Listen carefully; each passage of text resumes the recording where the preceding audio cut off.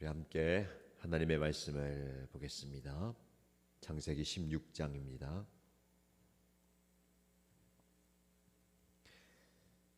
오늘 저와 여러분이 함께 묵상할 말씀은 창세기 16장 1절에서 16절입니다. 같이 읽겠습니다.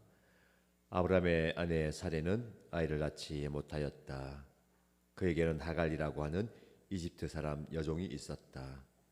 사레가 아브라함에게 말하였다. 주님께서 나에게 아이를 가지지 못하게 하시니 당신은 나의 여종과 동침하십시오. 하갈의 몸을 빌려서 집안의 대를 이어갈 수 있기를 바랍니다. 아브라함은 사레의 말을 따랐다. 아브라함의 아내 사레가 자기의 여종 이집트 사람 하갈을 데려다가 자기 남편 아브라함에게 아내로 준 때에는 아브라함이 가나안 땅에서 살아온 지 10년이 지난 뒤이다. 아브라함이 하갈과 동침하니 하갈이 임신하였다. 하갈은 자기가 임신한 것을 알고서 자기의 여주인을 깔보았다. 사레가 아브라함에게 말하였다. 내가 받는 이 고통은 당신이 책임을 지셔야 합니다. 나의 종을 당신 품에 안겨주었더니 그 종이 자기가 임신한 것을 알고서 나를 멸시합니다. 주님께서 당신과 나 사이를 판단하여 주시면 좋겠습니다. 아브라함이 사레에게 말하였다. 여보, 당신의 종이니 당신 마음대로 할 수 있지 않소? 당신이 좋을 대로 그에게 하기 바라오. 사레가 하갈을 학대하니 하갈이 사레 앞에서 도망하였다. 주님의 천사가 사막에 있는 샘 곁에서 하갈을 만났다. 그 샘은 수르로 가는 길 옆에 있다. 천사가 물었다. 사레의 종 하갈아, 내가 어디서 와서 어디로 가는 길이냐? 하갈이 대답하였다. 나의 여주인 사레에게서 도망하여 나오는 길입니다. 주님의 천사가 그에게 말하였다. 너의 여주인에게로 돌아가서 그에게 복종하면서 살아라. 주님의 천사가 그에게 또 일렀다. 내가 너에게 많은 자손을 주겠다. 자손이 셀 수도 없을 만큼 불어나게 하겠다. 주님의 천사가 그에게 또 일렀다. 너는 미신한 몸이다. 아들 낳게 될 터이니 그의 이름을 이스마엘이라고 하여라. 내가 고통 가운데서 부르짖는 소리를 주님께서 들으셨기 때문이다. 너희 아들은 들나귀처럼 될 것이다. 그는 모든 사람과 싸울 것이고 모든 사람과 또한 그와 싸울 것이다. 그는 자기의 모든 친족과 대결하며 살아가게 될 것이다. 하갈은 내가 여기에서 나를 보시는 하나님을 뵙고도 이렇게 살아서 겪은 일을 말할 수 있다니 하면서 자기에게 말씀하신 주님을 보시는 하나님이라고 이름지어서 불렀다. 그래서 그 샘 이름도 브엘라 헤로이라고 지어서 부르게 되었다. 그 샘은 지금도 가데스와 베렛 사이에 그대로 있다. 하갈과 아브람 사이에서 아들이 태어나니 아브람은 하갈이 낳은 그 아들의 이름을 이스마엘이라고 지었다. 하갈과 아브람 사이에 이스마엘이 태어날 때에 아브람의 나이는 86이었다. 아멘. 오늘도 하나님께서 주시는 은혜로운 말씀입니다. 이 말씀을 통한 영적 깨달음, 깨뜨림의 복이 여러분에게 임하기를 축복합니다. 우리는 어제 15장 말씀을 통해서 하나님이 아브람과 맺으신 가슴 벅찬 횃불 언약을 살펴보았습니다. 너의 몸에서 태어날 아들이 너의 상속자가 될 것이다 라는 확신을 그에게 주셨습니다. 네, 오늘 16장에 들어서자마자 분위기가 급반전합니다. 하나님의 약속은 있었지만 현실을 살펴보면 10년이 지나도록 아무런 소식이 없기 때문입니다. 기다림에 지친 인간의 조급함이 빚어낸 이야기가 펼쳐집니다. 근데 그 아픔 속에서도 여전히 일하시는 하나님의 모습을 함께 살펴보고자 합니다. 1절에서 16절 말씀 보시면 하나님의 방법보다 내 판단이 앞설 때 일어나는 일을 보여줍니다. 여러분, 하나님의 약속은 분명했습니다. 사례는 자신의 생물학적 한계를 보면서 절망합니다. 약속은 있지만 현실은 그렇지 않은 겁니다. 그래서 인간적인 대안을 내어놓습니다. 그 대안이 무엇입니까?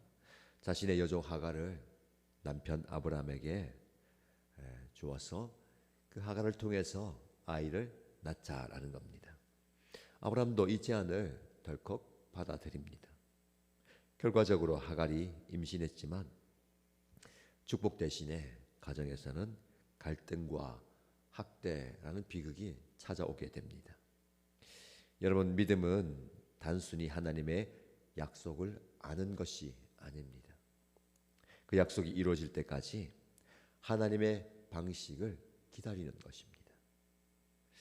내 생각에 가장 합리적인 해결책 같아 보이고 내가 보기에 이것이 가장 빠른 길처럼 보인다 하더라도 기도가 빠른 결정은 결국 또 다른 아픔을 낳게 됩니다. 지금 여러분의 삶의 문제 앞에서 여러분 먼저 무언가를 하려고 하기보다는 하나님의 시간을 묻는 겸손함을 가져야 할 것입니다. 내가 내는 대안보다 하나님의 방법이 크다라는 것을 기억해야 됩니다. 우린 조급해서 내 방식, 지름길을 선택하지만 그 지름길 때문에 우리는 또 다른 어려움을 겪게 됩니다. 잠언 3장 5절 6절 말씀에 너는 마음을 다하여 여호와를 신뢰하고 내 명철을 의지하지 말라. 너는 범사에 그를 인정하라. 그리하면 내 길을 지도하시리라 라고 말씀합니다. 아무리 똑똑한 사람이라 한들 너의 명철을 의지하지 말라라고 말씀합니다. 하나님을 범사에 인정하시기를 축복합니다. 하나님께서 우리의 걸음을 인도하여 주실 것입니다. 하나님의 인도를 받는 것이 가장 중요합니다. 자칫 잘못하면 그 인도를 기다리기보다는 내가 앞서는 그 순간 우리 인생 가운데 큰 실패를 경험하게 될 것입니다. 내가 나서려고 하는 그 순간 절제하시고 참아내면서 하나님의 인도를 받는 저와 여러분 되시기를 축복합니다. 적용 질문을 드려봅니다. 마음에 한번 새기고 묵상해 보십시오. 나는 지금 살해의 방법을 고민하고 있지 않는가라는 겁니다. 하나님의 응답이 더디다고 느껴질 때에 내 수단 방법을 동원해서 억지로 결과를 만들어 내려고 하진 않습니까? 그것이 나중에 내 삶에 어떤 쓴 열매를 맺게 될지 정직하게 돌아보시기를 바랍니다. 7절에서 12절 말씀을 보시면 광야에서 만난 나를 살피시는 하나님이 나옵니다. 사례가 아이를 가졌다고 기세가 등등한 그 하갈을 학대하기 시작합니다. 그 학대를 견디다 못해서 하갈이 광야로 도망하죠. 아무도 없는 거친 광야에서 길을 잃어버렸을 때에 하나님의 천사가 그녀를 찾아옵니다. 그리고 말씀하십니다. 사례 여종 하갈아, 내가 어디서 왔으며 어디로 가느냐. 여러분, 하나님은 아브라함의 가족에게 잊혀져 버렸던 존재, 이 이방인 여종 하갈의 이름과 처지를 정확히 알고 계십니다. 그리고 찾아오셔서 이름을 불러주시죠. 네가 어디서 와서 어디로 가느냐.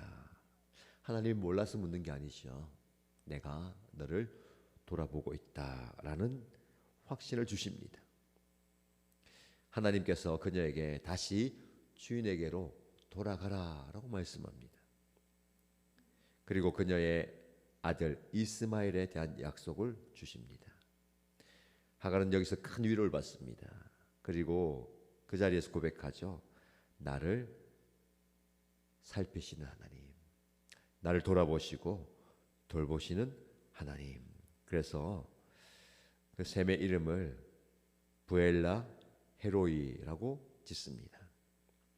여러분, 인생의 광야에서 길을 잃어버리고 홀로 울고 있을 때에 세상은 우리를 잊어버린다 하더라도 하나님은 우리를 결코 잊지 않으십니다.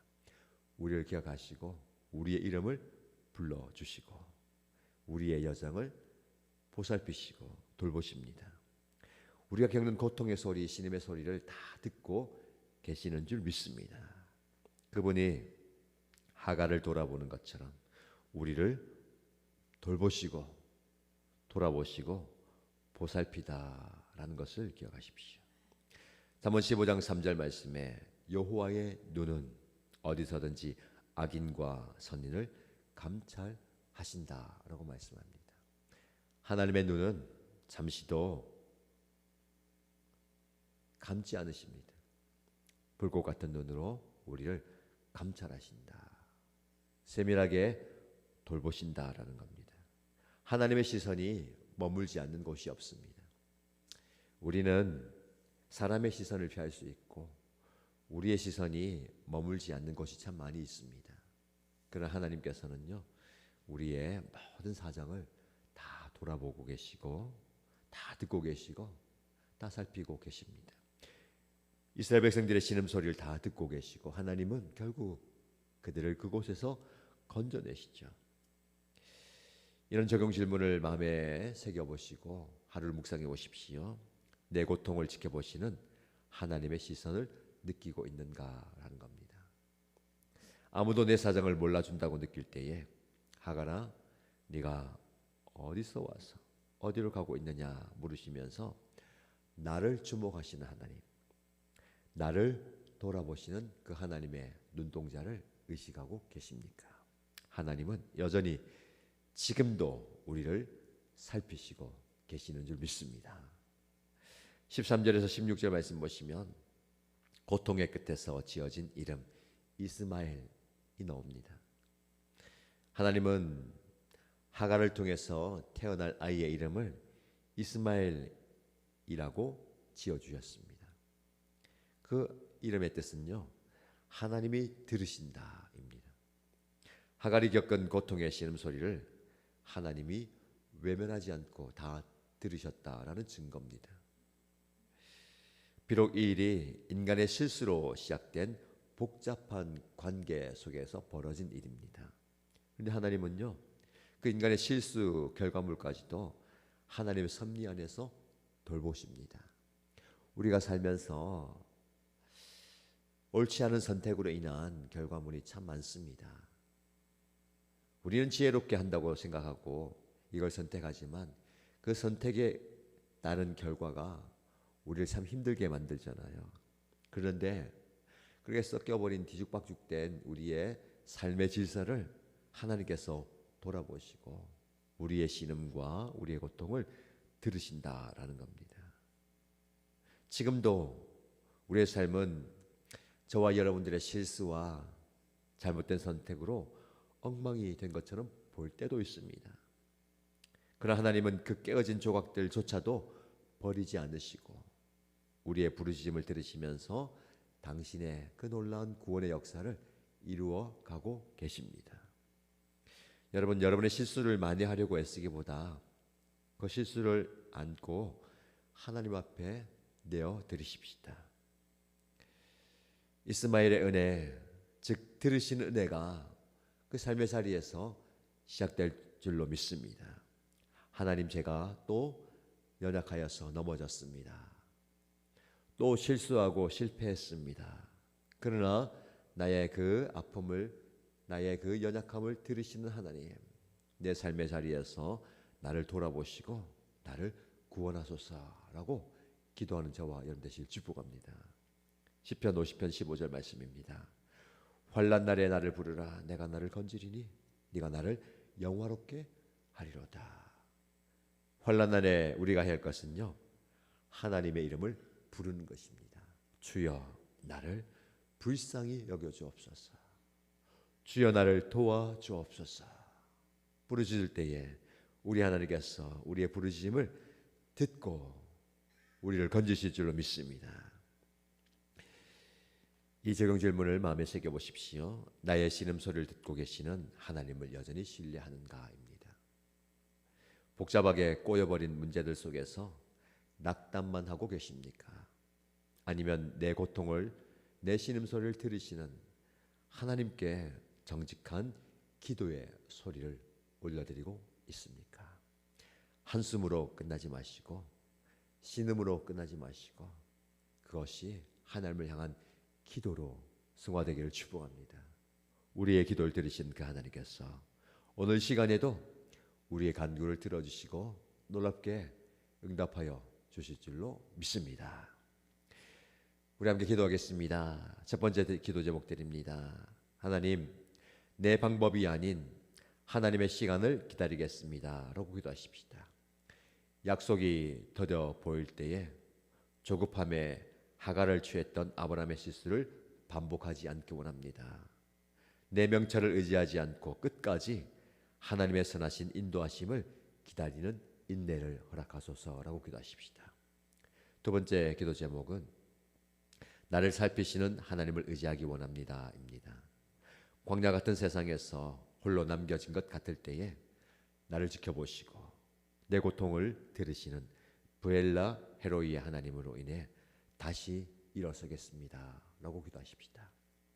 마지막 공동체를 위해서 기도할 때에 소외된 하갈을 살피시는 따뜻한 하나님의 손길처럼 우리 공동체도 그 소외된 자들을 돌보기 원합니다. 우리 목장과 연합교회 공동체 안에 사례처럼 조급해하는 이들을 위로하게 하시고 하갈처럼 상처받은 그래서 광야로 도망치는 이들을 찾아가서 돌보는 보살피는 공동체가 되기 원합니다. 우리 목장에 우리 교회 공동체에 들어오는 모든 분들이 이런 위로를 경험하게 하시고 하나님의 만지심을 경험하는 은혜가 있기 원합니다 라고 기도하십시다. 이 기도 제목으로 기도하시고요. 여러분의 개인적인 기도 제목 올려드리면서 간절히 기도하겠습니다.